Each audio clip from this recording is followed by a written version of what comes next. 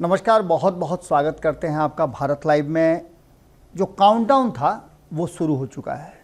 दशहरा ख़त्म हो गया और दशहरा ख़त्म होने के साथ ही अब राजनीतिक जो फैसले हैं वो आपके सामने आने शुरू हो जाएंगे। सबसे पहला फैसला आते ही बिहार की राजनीति में एक बार फिर से सरगर्मी बढ़ गई और इतना ही नहीं, विजयदशमी बीतते ही आरोप प्रत्यारोप का दौर भी शुरू हो गया। कौन किस पाले में है, कौन कितना फैसला लेकर के अपने आप को सही और गलत साबित करता है, ये सारी बातें अब चर्चा में होंगी।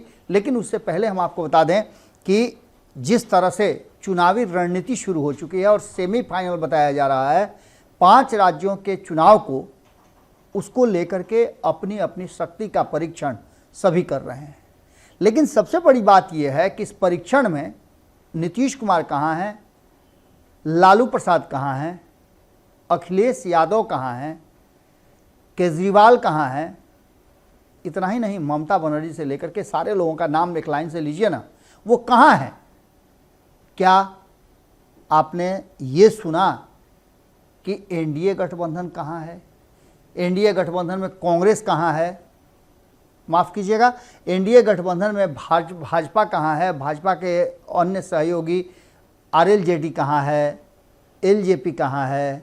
इसके अलावे हिंदुस्तानी अवाम पार्टी कहाँ है? ये आपको एक कुनबे में, एक दायरे में नज़र आएंगे और बयानों से भी आपको पता चलेगा कि एक दूसरे के सपोर्ट में ये खड़े हैं। अगर प्रधानमंत्री नरेंद्र मोदी पर आप हमला करेंगे तो आप देख लीजिए कि प्रधानमंत्री नरेंद्र मोदी की टीम बाद में बोलेगी, पहले ये तीनों चारों टीम जो है वो बयान देकर के अपना पक्ष जो है वो प्रस्तुत कर देगी। लेकिन INDIA गठबंधन, जिसे इंडी गठबंधन कहा जा रहा है, उसमें इसका सर्वथा अभाव दिखाई दे रहा है।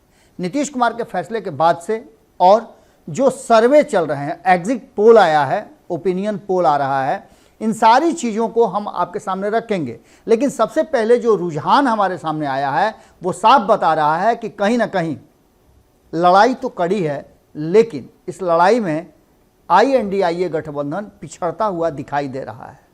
5 राज्यों में चुनाव की घोषणा हो गई है। नामांकन की प्रक्रिया और उम्मीदवारों की लिस्ट भी जारी होनी शुरू हो चुकी हैं। इन सारी बातों को लेकर के अब राजस्थान हो, मिजोरम हो, छत्तीसगढ़ हो, मध्य प्रदेश हो या तेलंगाना हो, इसमें अधिकांश राज्यों में कांग्रेस की सरकार है और कांग्रेस पर यह दबाव है कि वो अपनी सरकार बचा पाएगी या नहीं बचा पाएगी। इतना ही नहीं, दबाव तो भारतीय जनता पार्टी पर भी है। मध्य प्रदेश में उसकी भी सरकार है। इसके साथ साथ मध्य प्रदेश में जब उसकी सरकार है तो उसे सरकार बचाने का भी एक बड़ा जंग लड़ना है। लड़ाई वहाँ भी शुरू हो गई है। तो तेलंगाना में केसीआर को भी अपनी सरकार बचानी है, जहाँ लगातार वो प्रयास कर रहे थे कि एक देशव्यापी गठबंधन बने, लेकिन असफल रहे। नीतीश कुमार के साथ आए थे बिहार में प्रेस कॉन्फ्रेंस में, जो कुछ भी हुआ सब आपने देखा। लेकिन अब जो हमारे पास आंकड़े आ रहे हैं, जो आपको बता रहे हैं कि ओपिनियन पोल आए हैं, वो काफ़ी चौंकाने वाले हैं। इस ओपिनियन पोल से ठीक पहले अखिलेश यादव का बयान, जिसमें उनका ये कहना कि मुझे नहीं पता था कि ये गठबंधन सिर्फ और सिर्फ आम चुनाव के लिए बन रहा है, जबकि असेंबली चुनाव में भी मुझे पता था कि इस गठबंधन का मायने कुछ होगा। और ये कहा भी जा रहा था, आपको याद होगा कि कर्नाटक की जीत को INDIA गठबंधन अपनी जीत मान रहा था, जबकि उस समय ये गठबंधन ताज़ा बना ही था। सभी मिल करके कर्नाटक गए थे और वहाँ जाकर के जश्न मनाया था। लेकिन वो जश्न लंबा नहीं रह पाया। इस गठबंधन में अभी भी कई पेंच हैं, कई गांठ हैं, जो धीरे धीरे करके अपने से खुलने शुरू हो चुके हैं।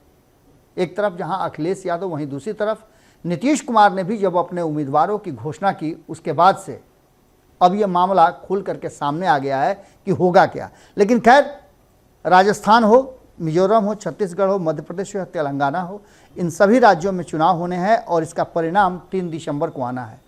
तैयारियां शुरू हो चुकी हैं और भारतीय जनता पार्टी ने अपना पूरा ताकत, जैसा कि उसकी प्रकृति रही है चुनावी रणनीति की, वो पूरी की पूरी शक्ति लगा चुका है। बिहार से भी बड़ी संख्या में लोग इन राज्यों में गए हैं चुनाव प्रचार के लिए। सारा खेल शुरू हो चुका है और 2018 के परिणाम को यदि आप देखें तो 2018 के परिणाम के बाद बहुत सारे परिवर्तन हुए हैं। मध्य प्रदेश में सरकार बनी थी कांग्रेस की, अचानक से बीच में ही सरकार गिर जाती है और दूसरी सरकार बन जाती है, एनडीए की सरकार बन जाती है, और ये सारी बातें आपने देखा ही होगा। लेकिन सबसे बड़ी बात यह है कि आखिर इस सेमीफाइनल को कौन जीतेगा। सेमीफाइनल जीतने वाले को कहा जाता है कि वो फाइनल में सबसे प्रबल दावेदार है फाइनल जीतने का। हालांकि दो टीमें सेमीफाइनल में जीत करके आती हैं और दोनों टीमें आमने सामने खड़ी हैं। सपोर्ट में बहुत सारे लोग हैं। एक तरफ जहां कांग्रेस है जो INDIA गठबंधन बनने के बाद खुद को अपर हैंड लेकर के चल रही है, उसे लगता है कि इस गठबंधन के बनने के बाद उसकी ताकत बढ़ी है, लेकिन इसमें भी कई पेंच हैं। सबसे बड़ा है कि जातीय सर्वे का जो फैक्टर नीतीश कुमार ने ला दिया है वो इन 5 राज्यों के चुनाव को भी प्रभावित करने लगा है।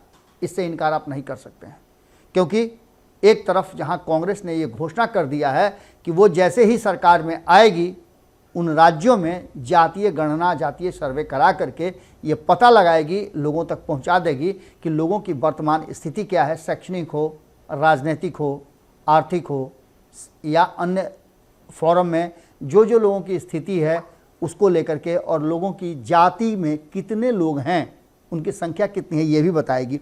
इसके साथ साथ आम चुनाव के लिए इसे जमीन तैयार करने वाला चुनाव भी माना जा रहा है। जो 2024 में आम चुनाव होगा उसके पहले इन 5 राज्यों के चुनाव को बड़ी अहम माना जा रहा है, और इसमें भूमिका अलग अलग लोगों की। हमने क्यों कहा कि नीतीश कुमार की पिच पर कौन जीतेगा कौन हारेगा। नीतीश कुमार की पिच 2-3 मायने से आप जोड़ सकते हैं कि एक तो नीतीश कुमार ने जातीय सर्वे का रिपोर्ट इन चुनाव से पहले ला करके ये बता दिया है कि वो जीत के पक्के हैं, और उन्होंने जो आंकड़े बताए हैं उन आंकड़ों से के साफ नज़र आ रहा है कि देश में भी कमोबेश इसी तरह के आंकड़े आपको नज़र आएंगे, जिसमें सवर्णों की स्थिति, दलितों की स्थिति, अति पिछड़े और पिछड़ों की स्थिति, मुसलमानों की संख्या और किस राज्य में कौन सी जाति अधिक संख्या में है, ये सारा चीज़ पता लगाना अब उन राज्यों का काम होगा, जिसकी घोषणा लगातार कांग्रेस कर रही है। भारतीय जनता पार्टी के लिए चुनौती बहुत बड़ी है। इसके आगे हम आपको बताएंगे कि भारतीय जनता पार्टी ने इस दांव का क्या काट निकाला है, लेकिन उससे पहले आपको बता दें कि INDIA गठबंधन में कांग्रेस का रुख बहुत ही स्पष्ट करेगा कि आने वाले चुनाव में क्या कुछ होने जा रहा है। हालांकि कांग्रेस के रुख से उसके साथी दल नाराज देख रहे हैं और खेल बिगड़ता हुआ भी नजर आ रहा है। जिन राज्यों में कांग्रेस की सरकारें हैं वहां परिस्थितियां बदल भी सकती हैं, इस बात का अंदेशा लगाया जा सकता है। सी वोटर के अनुसार अगर देखें तो राजस्थान का जो आया है ओपिनियन पोल, उसके मुताबिक भारतीय जनता पार्टी को राजस्थान में सत्ता के तरफ जाता हुआ दिखाई दे रहा है। राजस्थान की प्रकृति भी रही है कि कभी भी 5 साल से ज़्यादा कोई सरकार नहीं रहती है, सरकार बदल देती है वहाँ की जनता। इसके अनुसार 127 से 137 सीट तक आता हुआ दिखाई दे रहा है भारतीय जनता पार्टी को। ये 200 सीटों वाली राजस्थान की विधानसभा जो है उसमें कांग्रेस को 60 से 70 सीटें आती हुई दिखाई दे रही हैं। वहीं अन्य के खाते में 2 से 6 सीटें जा रही हैं। इसका मतलब है कि एक राज्य जो है वो अगर इस सर्वे पर भरोसा किया जाए, इससे ओपिनियन पोल पर भरोसा किया जाए, तो यहाँ से कांग्रेस की सरकार जा सकती है। वहीं अगर बात करें छत्तीसगढ़ की, तो छत्तीसगढ़ में कांग्रेस की वापसी लगभग सुनिश्चित हो रही है, लेकिन लड़ाई जो है, टक्कर जो है वो कांटे की है।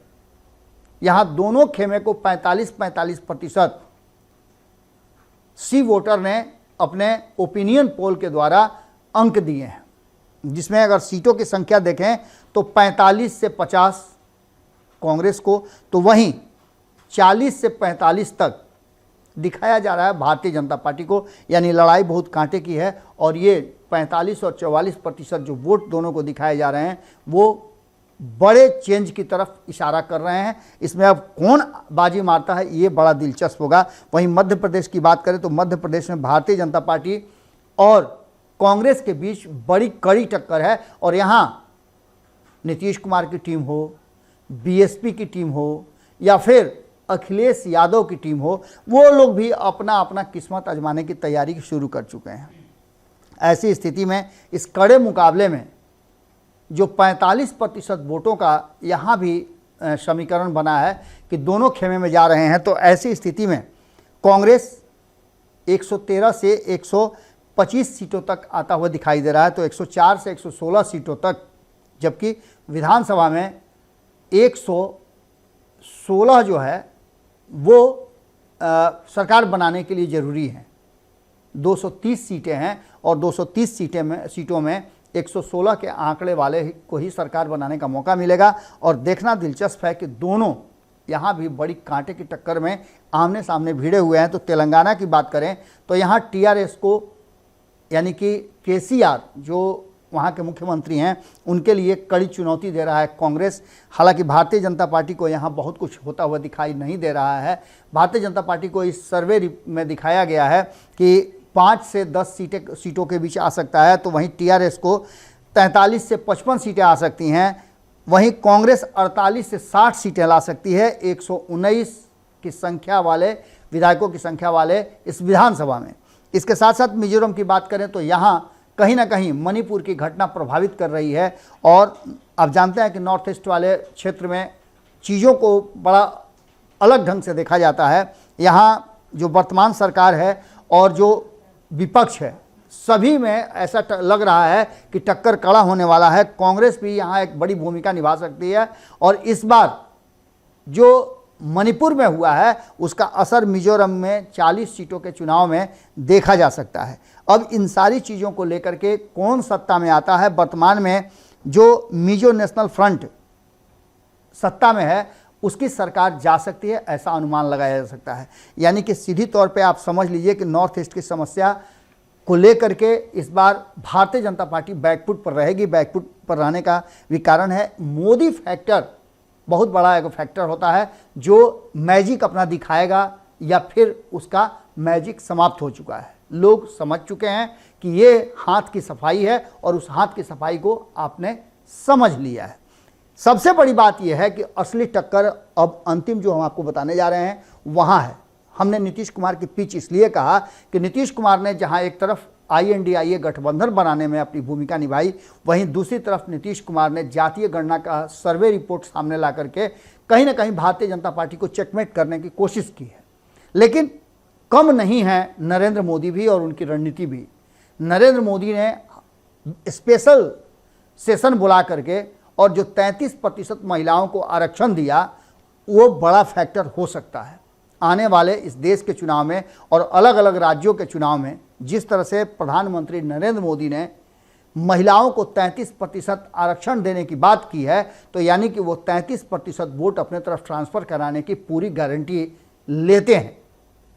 अब अगर ये फैक्टर काम करना शुरू कर गया तो ऐसी स्थिति में Bharatiya Janata party upper hand रख सकती है और नीतीश कुमार की पिच पर कांग्रेस भले ही धुआंधार बैटिंग करे, लेकिन गुगली नरेंद्र मोदी के पास है और अपने गुगली से अंतिम बॉल तक असमंजस की स्थिति बनाए रखेंगे कि कौन जीतेगा कौन हारेगा। लेकिन लास्ट बॉल पे अगर विकेट ले लिए तो आप मान के चलिए कि ये खेल पूरी तरह से 2024 से पहले खुल जाएगा।